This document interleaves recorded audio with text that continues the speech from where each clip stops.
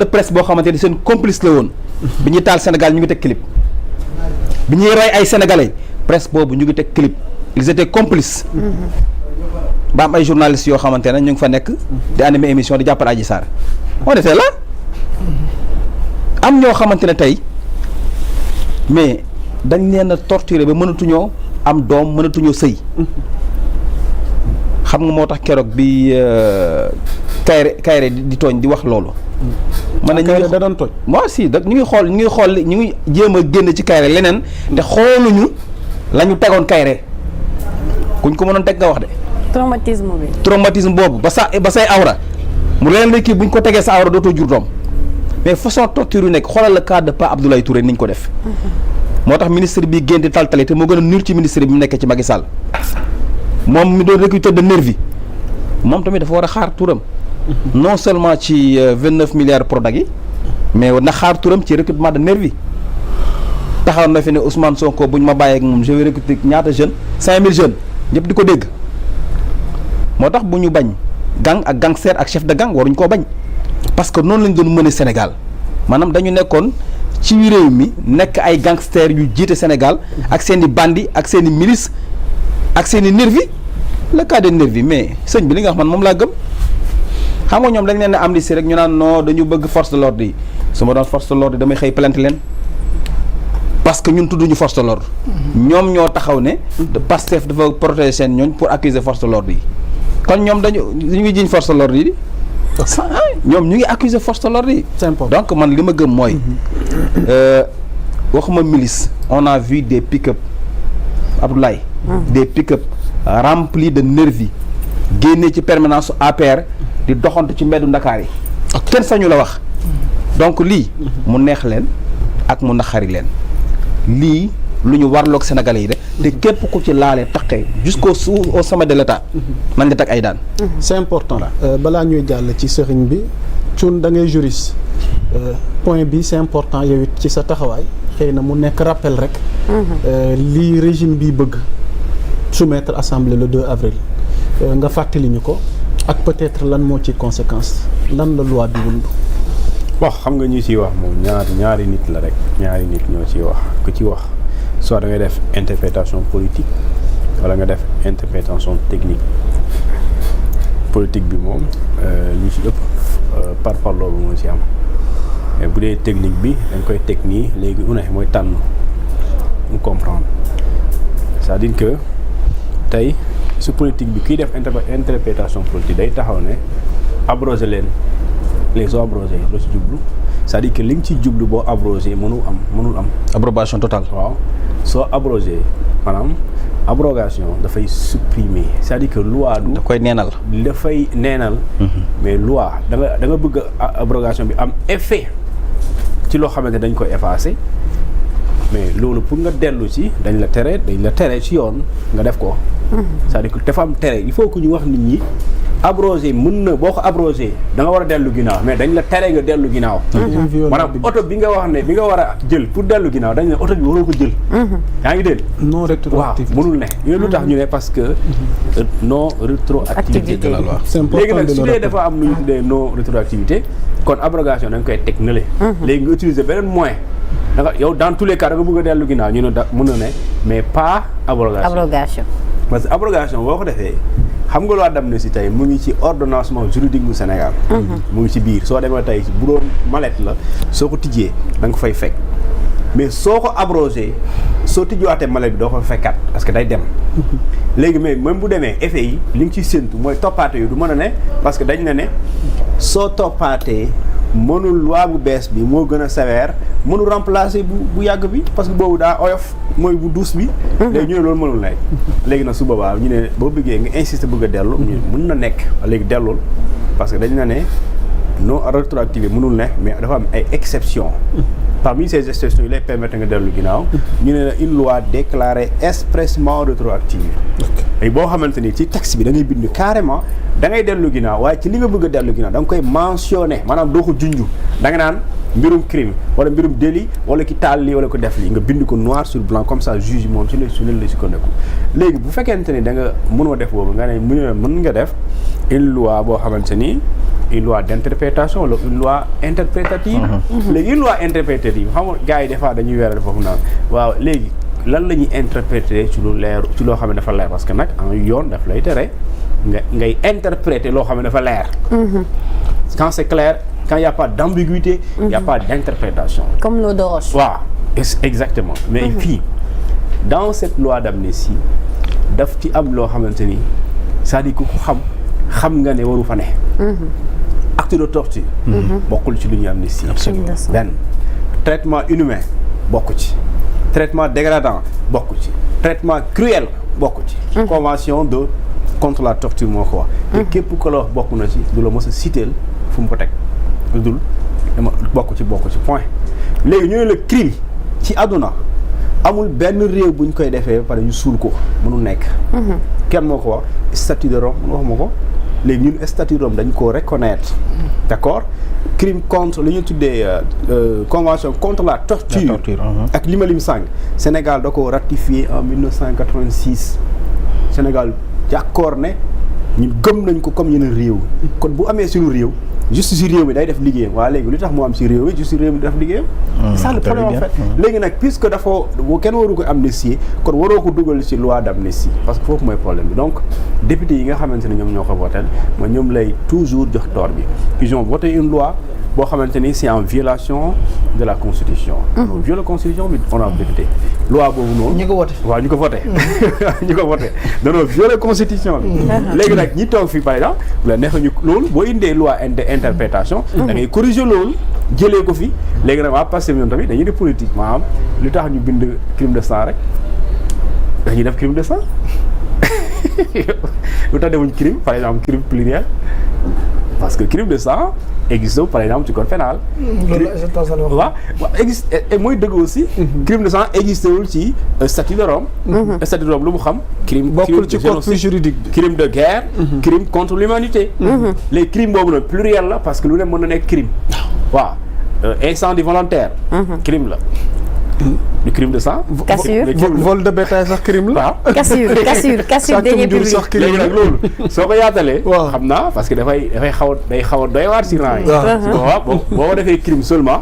kon di nga gis booy boo xam ne day tëdd nelaw fële ñu tudd ko ci crime te bu bokk passé ñu jàpp ko tëj ko.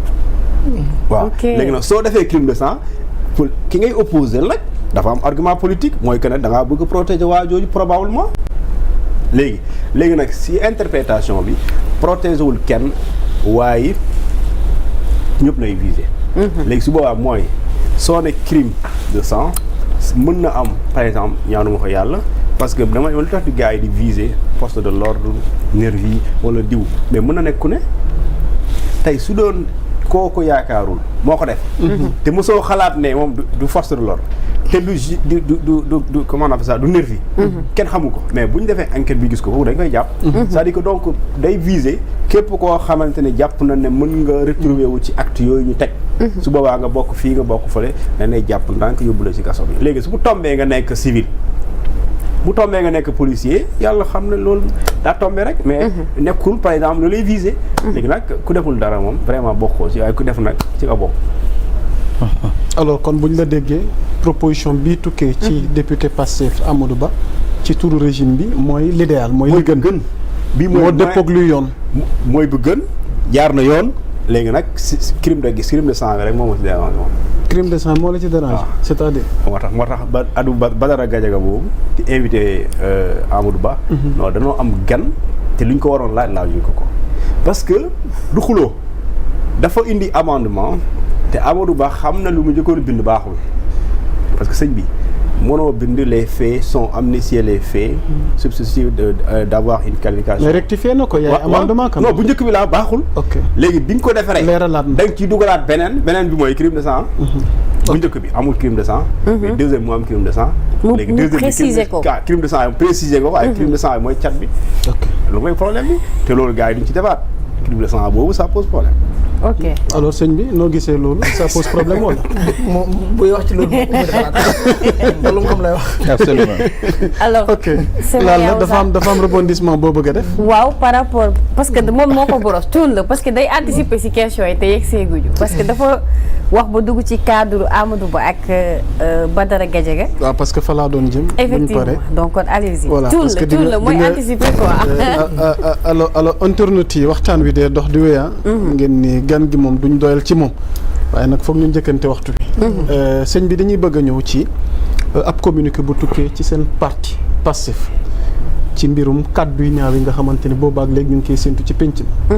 bi ci mujj mooy jotaay gi amoon ca télé TFM seen naataango député di jëwriñ ci seen parti muy Amadou Ba ci échange yi mu amaloon ak Badara Gadiaga mu mel ni Badara Gadiaga tontu na ko tontu yoo xamante ni askan wi ñu bëri ñaawlu ko donte am na ñeneen ñoo xam ne ñoom jàpp nañ ni li Badara def dugguleet parce que nee na am na kilifa yi nekk ci seen parti daal nañ tenir même kaddu alors laal la ci communiqué boobu laa bëgg dikk bu ko defee ñu am ci xalaatam moom sëñ bi. waaw yaa Moussa yaakaar naa bi mbir yi amee communiqué génn na mais am nañ aussi ay postes yu bëree bëri yoo xamante ni jot nañ ko ba ci sax tey bi gën a récent le porte-parole du gouvernement Moustapha Ndiack Sarré moom aussi defaat na poste en même temps pour dénoncer et puis amoon na tamit le ministre bi nga xam ne danaloon nañ ko fi Amadou Chérif Diouf moom aussi dafa mujjee boycotté parce que tey suba moom aussi amoon na plateau bu mu waroon def foofu mais mujjeewu fa dem donc mu mel ni daanaka daal ñoom teg nañu li nga xamante ne moom mooy seen ay argument pour bañ a dem mais damay dem directement ci communiqué bi nee na oui à la liberté d'expression et de presse, non aux injures publiques. Le peuple sénégalais est témoin d'un détournement inacceptable du temps d'antenne de services d'information publique. Sous couvert du statut de chroniqueur, certaines officines politiques se livrent à des attaques verbales d'une insolence et d'une virulence exacerbée, visant à insulter, calomnier et diffamer continuellement les institutions, les dépositaires du pouvoir politique. Ces injures publiques proférées et tolérées par le silence complice de certaines rédactions soulèvent des interrogations légitimes sur une éventuelle connivence entre certains médias et certains chroniqueurs insulteurs entre guillemets. Article 10 de la Constitution est clair. Chacun a le droit de s'exprimer et de diffuser librement ses opinions par la parole, la plume, l'image, la marche pacifique, pourvu que l'exercice de ces droits ne doit porter atteinte ni à l'honneur et à la considération autrui, ni à l'ordre public.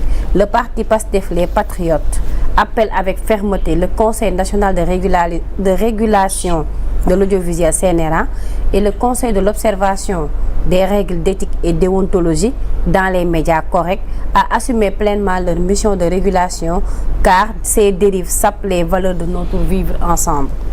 Le parti PASTEF, les Patriotes, s'engage à utiliser toutes les voies de ce droit pour dénoncer et faire cesser ces incivilités grossières, contraires aux bonnes mœurs et consécutives d'infractions punies par le code pénal, le code de la presse et les cahiers de charges des entreprises de presse. Si la liberté de la presse et d'expression est un droit fondamental, l'insulte, l'injure et la diffamation restent des infractions pénales réprimées. Le droit à l'information en tant que norme à valeur constitutionnelle ne saurait être un prétexte pour tolérer de telles dérives. alors defe naa. bi ñu paree nag boole ko poste yi ñu doon def. boycotté daal la ñu woote. tant que nee nañ entreprise boobu. kooku defe naa Alioune Badara Ndione. ministre économie solidaire su ma juumul moom jàpp na ni tant que TFM. def na excuse publique. ba pare bu officiel communiqué. mais léegi ñu ñëw ci gan gi. honorable député Serigne Cheikh Thioro Mbacké li xew lan moo ci sa njàngat. bu ma sañoon nag du ma ci wax ndax su ma ci waxee mën naa cee wax lu ëpp nag ndax damaa jàpp ne am na seen benn animatrice bu nekkoon foofu ku ñuy wax Sidaat Thioune daaw ci heure bi wax na ay propos jëmale ko ci seen benn naataango. ñoom groupe Futurs Médias ci saa si dañoo bind communiqué ñaarul li Sidaat wax. sanctionné ko. yemuñ ci communiqué bi mais dañoo sanctionné Sidaat. pour man waruñu woon a xaar sax Alioune Badara Ndione di bind communiqué di wax ne TFM dañoo war a jéggalu publiquement ndax ñun ñëpp amul kenn ku ci am jafe-jafe ak TFM personnellement wala nga am ak ña fay liggéey jafe-jafe li ci firnde man bi waajuru Youssou Ndour nelawee dem naa ba ca këram jaale ji ko fekk fa buuba te amoon naa yéene fekk fa Youssou jaale ji leen ndax noonu la Sénégal bindoo. Absolument. mais nag seen télévision boobu liñ teg président Ousmane Sonko depuis 2021 ba léegi jéggi na dayoo. war nañoo xoolal seen bopp ndax mënoo am ab télévision teg fa benn nit sa àjjuma mu topp benn jëmm di ko saaga rek. loolu vraiment jaaduwul. te li may faral di waxee olof nee na ku yilif sa junni morom du sa morom. te vraiment lii dëgg tey dëgg mooy ñoom même bu ñu respecté wul Ousmane ñu respecté doomu aadama yi nga xam topp nañ ko mu jaral leen seen bakkan kon am na ci loo xamante ni le minimum la ci nit ki nga xam ne da nga ko war a jox cër. kon jàpp naa ne yenn propos yi bu ko nit dee yëkkati di ko jëmee ci kilifa war ngaa xoolaat li nga yëkkati lan ak lan la mën a jur ci penc mi. ndax loo ci mën a dégg it Amadou Ba day nit ku njar muy nit ku defaru mais am na ku mu doon jàkkaar lool. mbir yi dina demee neneen loolu mooy dëgg. mais Amadou dañ ko yar am na ci loo xamante ni bu ko bëggoon def mënu ko woon def. mais am na ci ñoo xamante ni bu jàkkaarloo waroon ñoom yëkkati ay kàddu jëmale ko ci Ousmane Sonko li wër boor mooy plateau ba dina jaxasoo wala bakkan mën a fàttuwu loolu mooy dëgg nag. kon jàpp naa ne loolu yoon la ci ñun ñi nga xam ne dañuy woote woo Pastef wala CNRA wala keneen mu jël ci ay matuwaayam ndax lu mooy mën nañu def émission ay nit regroupé wu xaar nañ ci buñu télé ba affrontement am fi. absolument am penc loolu waru fa am. li fa war a am mooy yow même man bu ma yëkkati ay kàddu du ko jëmee ci yow Moussa na kàddu yi méngóog respect ak war surtout koo xam ne dem nañ ba ne la moo jiite institution bi gën a kawe ci réew mi président de la république ndax yëmale ko Ousmane Sonko président de la république Ousmane Sonko la ko boole te loolu jàpp naa ne jaadiwul ak yaradi ko la ak réewante la goo xamante ni moom teg ko fenn kon jàpp naa ne loolu nit ñi ko mën a faj bëri na mais li gën a wóor mooy général moo ci war a jël ay responsabilités am arrêté lu mel noonu mu jeex te dootu fi amati loolu daal laa jàpp ci wax ji mais nag di féliciter Amadou Ba ci dal gi ak yar gi ndax nit ku ci nekk nañ la yar rek noonu nga mën a réagir te Amadou wane ne nit ku njar la moo tax penc mi daye bi mu xëyee ñëpp félicité nañ ko rafetlu ko mais doon na jàkkaarloo keneen di ko wax dina nekk kàddu yu muy regretté te du ko defee ci dundam. Abdoulaye bon moi c'est pas le nom qui m'intéresse très sincèrement. xaw ma Gadiaga xaw ma Pathé wala yooyu daal vraiment man intéressé wu ma comme ni ma koy waxee ku ñu invité yow yaay am responsabilité ne fii lay dem wuyu ji. boo demee itam c'est pour mën a waxtaan ak sénégalais jàpp naa ne buñ ne